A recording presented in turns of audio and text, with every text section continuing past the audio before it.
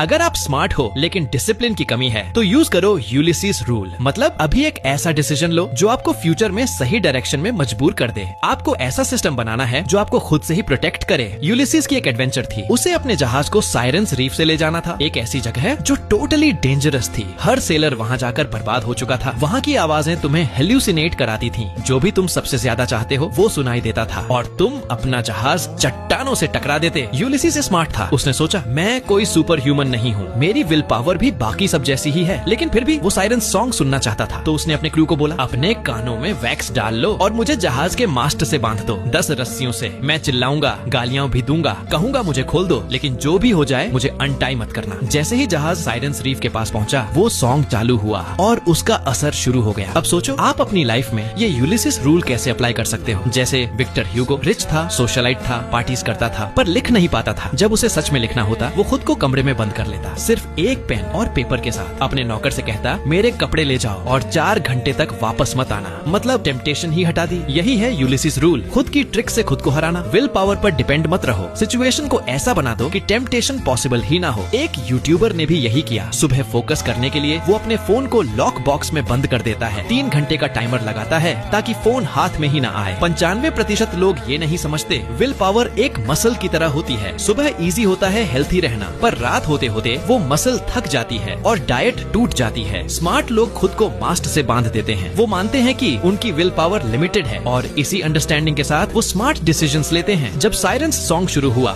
Ulysses को वही सुनाई दिया जिसका उसे सालों से इंतजार था। उसकी वाइफ पेनेलोपी और उसका बेटा टेलेमेचुस चट्टानों से उसे पुकारते हुए यूलिसीज हम तुमसे प्यार करते हैं, वापस आ जाओ। इतने सालों की लड़ाई, दूरियां सब एक पल में टूट गयी। वो पागलों की तरह मास्ट से छूटने की कोशिश करने लगा, चिल्लाया, लड़खड़ाया, लेकिन वो बंधा रहा क्योंकि पहले ही मान लिया था कि विल पावर अकेली काफी नहीं है और उस सोच की वजह से वो बच गया। वो लौट पाया अपने बेटे और रानी के पास।